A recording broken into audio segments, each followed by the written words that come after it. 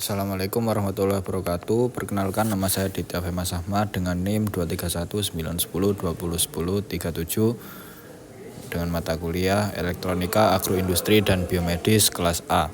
Sebelumnya mohon maaf saya tidak bisa menggunakan kamera dikarenakan sedang bermasalah. Baik, untuk yang nomor pertama yaitu sebuah lahan pertanian menggunakan sistem irigasi otomatis berbasis sensor kelembapan tanah, yang dimana tugasnya yaitu yang pertama menerapkan rancangan sistem irigasi otomatis menggunakan sensor soil moisture, microcontroller, dan aktuator, yang dimana aktuatornya ada pompa dan juga valve. Untuk yang kedua, nomor B, tentukan parameter yang diukur dan jelaskan cara pengambilan datanya. Untuk yang C, buat diagram blok sistem dan alur kerja. Lalu D, jelaskan bagaimana sistem mengambil keputusan on-off berdasarkan data sensor. Lalu E, terapkan metode sederhana misalnya threshold atau logika sederhana untuk meningkatkan efisiensi penggunaan air.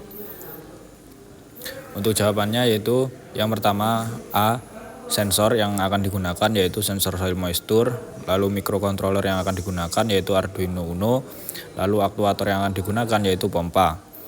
Lalu untuk B, parameter yang akan dihitung, yang akan digunakan itu ada kelembapan tanah atau moisture.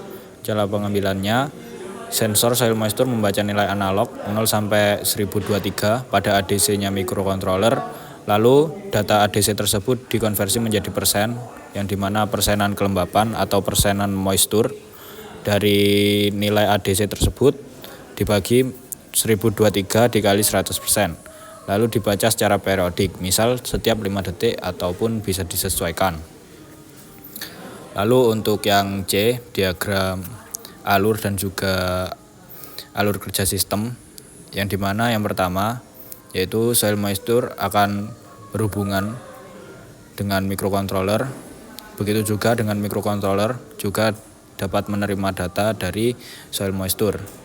Lalu microcontroller mengirimkan data kepada relay dan juga relay yang digunakan sebagai yang akan men-trigger dari pompa itu sendiri.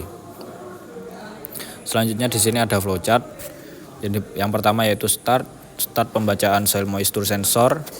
Lalu dari pembacaan ini kita menghasilkan threshold dari kelembapan itu sendiri, yang dimana bila kelembapan kurang dari threshold kita maka pompa akan menyala. Sedangkan jika kelembapan lebih dari threshold kita, maka pompa akan mati. Dan setelah pompa menyala dan pompa mati, maka akan terjadi looping lagi, yaitu pembacaan soil moisture lagi, lalu akan mencocokkan kelembapan dengan threshold dan seterusnya, hingga sistem akan dimatikan secara manual, lalu sistem akan berhenti. Untuk diagram alur ini sebenarnya fleksibel, bisa dimatikan secara otomatis atau tidak, namun diagram alur yang saya gunakan ini yaitu diagram alur soil moisture sensor, yang dimana dia irigasi otomatis secara real time dan menyalanya secara 24 jam. Jadi akan terjadi loop terus menerus kecuali dimatikan oleh user itu sendiri. Lalu untuk yang D, bagaimana logikanya? Jadi logikanya yaitu jika kelembapan kurang dari 40% maka pompa akan menyala, dan juga sebaliknya jika kelembapan lebih dari 60% maka pompa akan off. Lalu bagaimana cara metode yang digunakan untuk mengefisiensi air itu sendiri, yaitu yang pertama menggunakan hysteresis threshold, yaitu threshold bagian atas dan bagian bawah. Jadi hanya menggunakan 2 threshold saja. Lalu untuk yang kedua kita menggunakan timer minimum untuk pompanya yaitu on 3 detik.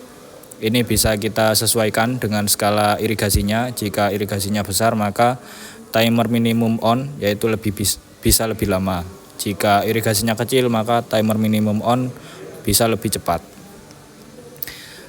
Lalu selanjutnya ada penyiraman waktu tertentu. Namun penyiraman waktu ini diperlukan timer atau RTC, real time clock. Namun dengan penyiraman waktu tertentu ini bisa melakukan efisiensi lebih baik karena kita cukup mengset irigasi ini akan akan menyalakan pompa misal pada sore hari ataupun pada pagi hari.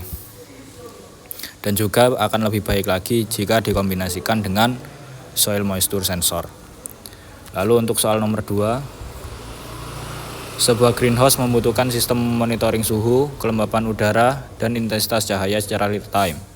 Tugasnya yang A, terapkan sistem akuisisi data menggunakan sensor yang sesuai, misalnya DHT dan LDR.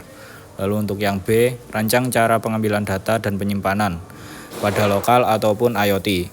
Lalu untuk yang C, buat diagram blok sistem monitoring. Lalu untuk yang D, jelaskan bagaimana data ditampilkan dan dimanfaatkan untuk pengambilan keputusan. Lalu yang E, terapkan metode pengolahan data sederhana, misalnya rata-rata atau filtering untuk meningkatkan kualitas udara.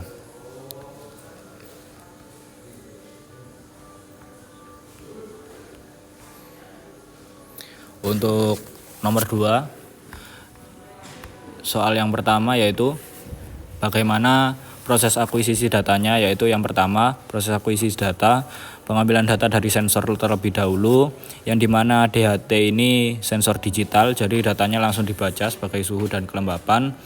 Bisa dilihat pada program yaitu float suhu dan float humidity. Langsung kita ambil saja fungsinya DHT read temperatur dan juga DHT read humidity. Untuk sensor LDR yaitu sensor analog, kita memerlukan ADC dari microcontroller kita. Bisa dilihat pada listing programnya yaitu integer ADC itu membaca analog read dari analog 0, pin analog 0.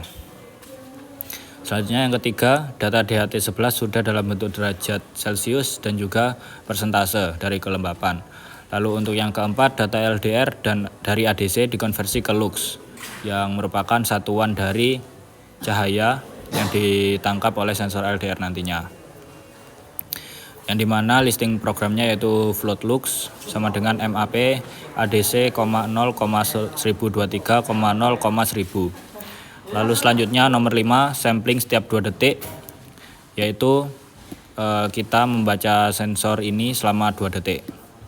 Lalu untuk program lengkapnya bisa dilihat, yang pertama yaitu kita pemanggilan fungsi untuk menghitung suhu dan kelembapan.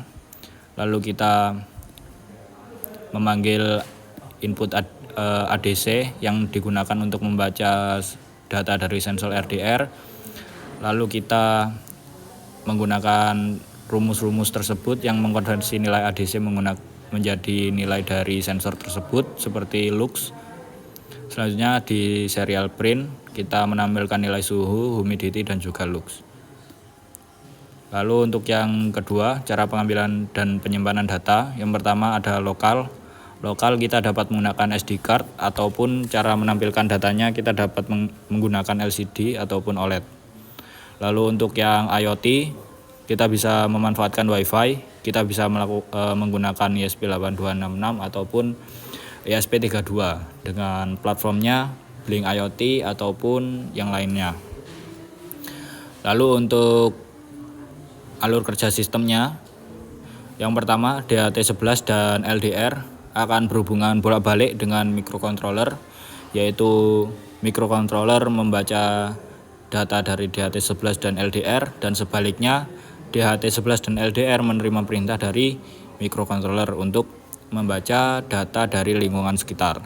Selanjutnya microcontroller akan menampilkan data dan juga melakukan penyimpanan data ataupun agar kita bisa melihat data yang sudah diolah dari microcontroller itu dari display dan juga dari IoT. Lalu bagaimana logikanya?